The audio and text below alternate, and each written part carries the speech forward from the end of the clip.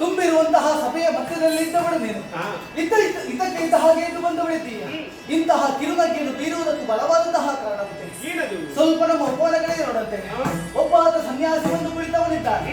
ಹಾಗಂತ ಬಂದಂತಹ ಈತ ಅಪರಿಚಿತ ಅಲ್ಲ, ನಿಮ್ಮ ಪರಿಚಯದವನು.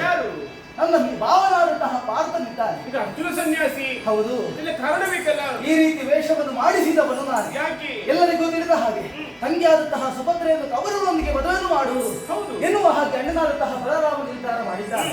ಕೌರವ ಹೇಗೂ ಕೆಟ್ಟವ, ಸೂತನಾದಂತಹ ಅವರ ಯಾರಿದ್ದಾರೆ ಎನ್ನುವ ಹಾಗೆ ಆಲೋಚನೆ ಮಾಡಿದಾಗ ಈ ಪಾರ್ಥನೆ ಎನ್ನುವಾಗಿ ತಿಳಿದು ಈ ರೂಪದಲ್ಲಿ ಬರುವುದಕ್ಕೆ ಹೇಳಿದ್ದೇನೆ. ಈಗ ನಗು ಬೀರಿತು ಯಾಕೆ? ಬಾಸಿಂಗವನ್ನು ಬಿಗಿದು ಬಂದಂತಹ ಕೌರವರಿಗೆ ಮೃಗಭಂಗ ಆಗ್ತದೆ. ನನ್ನ ಅಣ್ಣನಾದಂತಹ ಬಲರಾಮನಿಗೆ ಮಾನಭಂಗ. ಅದನ್ನು ಸ್ವಲ್ಪ ಆಲೋಚಿಸಿ ನಗುವನ್ನು ಬೀರಿದ್ದೇನೆ. ನಾರಿಯ ದಿಸೆಗಾಗಿ ನಗು ಬೀರಿದವರು ನಾನು ಅಲ್ಲವೇ?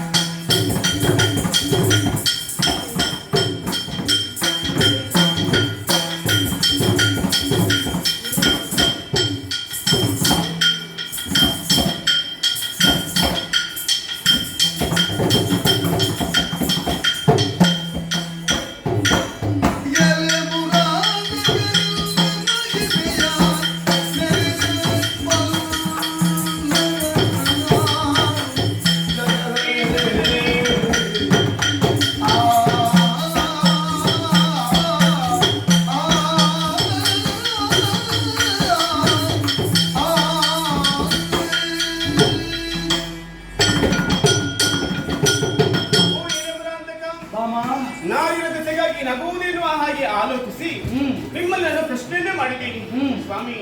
ಮಾಡಿದಂತಹ ಪ್ರಶ್ನೆಗೆ ಮೊದಲಾಗಿ ಕ್ಷಮೆ ಯಾಚಿಸುತ್ತಾ ಇದ್ದೇನೆ. ಅತ್ತೆ ಕುಂತಿದೇವಿಗೆ ಮಾತಾಡ ಕೊಟ್ಟಿದ್ದೀರಿ ನೀವು.